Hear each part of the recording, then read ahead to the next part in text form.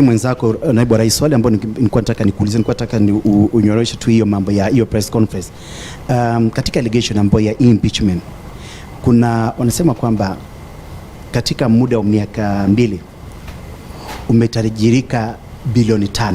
Umekuwa na faida ya bilioni 5 katika utajiri wako, na mshahara ambao unapata ni mdogo sana. Kukakuwa na allegation kwamba katika mambo ya kuna contractor ambao wako kule coast, hiyo maeneo ya pwani, ulidivert njia iende katika hoteli yako ambao ni among the ground ambao iko katika hiyo impeachment.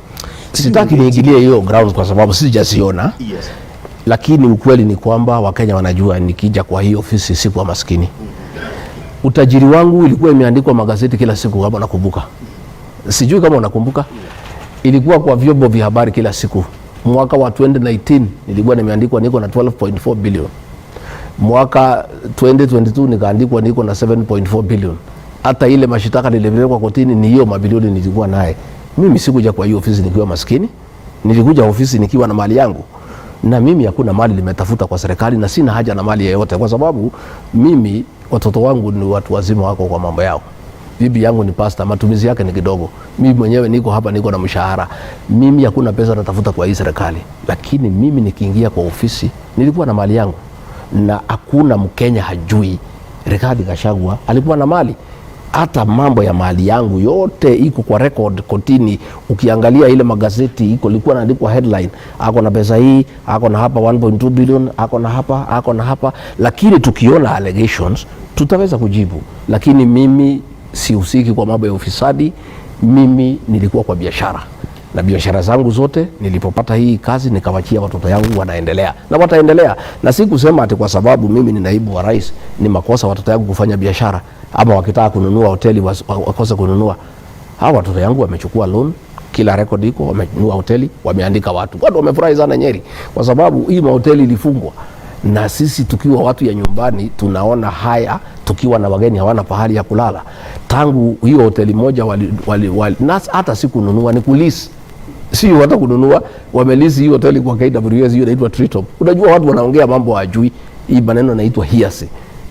Ati imenunuliwa sijui, ni leasing. Hiyo hoteli ya bana ya mtu ni ya KWS, imekuwa list. Na tangu ifunguliwe watu 54 wanafanya kazi. Watu wanauza mboga, watu wanauza carrot. Utalii umeanza kufuma katika section katika area hiyo. Sisi tunatafuta wekezaji kutoka ng'ambo. Mimi kazi moja nimepewa na rais ni kuongea na wekezaji kulete mali Kenya. Kama sisi tunatafuta wazungu wakuja wa invest hapa, watoto wetu wakiinvest hapa Kenya, iko makosa gani? Kusema mimi ni deputy president, si kusema ati watoto wangu hawezi fanya biashara, hawezi kuwa wakulima, hawezi nunua hoteli. Wataendelea. Bora hakuna kitu ya mtu ameiba. Tunangoja tuone evidence kama kuna pahali wameiba, kama kuna pahali wamefanya contract ya serikali.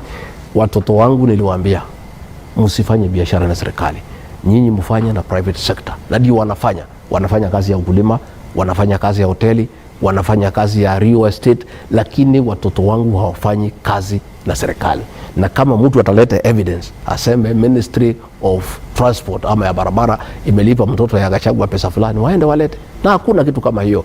Hii tu ni watu tu kujaribu kujitafutia makosa, kwa sababu labda kuna watu wamekaa pahali wameamua sitakiwi nimalize kipindi changu kama deputy president. Lakini kwa sababu hiyo maneno haija kuja ni hearsay, tunaiona kwa magazeti, sitaki nizungumzie. Mimi nasoma tu, nacheka ati hoteli sijui ati 3 billion wapi. Lease, umeenda umekoboa hoteli ya mwenyewe ati umenunua 3 billion. Unajua sasa, unajua hii watu nafikiri wako very desperate ya kunipaka matope wakijaribu kunitoa kwa kazi. Lakini they will be shocked wakati ikifika. Wacha tungoje. Kama impeachment tuliambiwa itakuja kesho, tunangojea.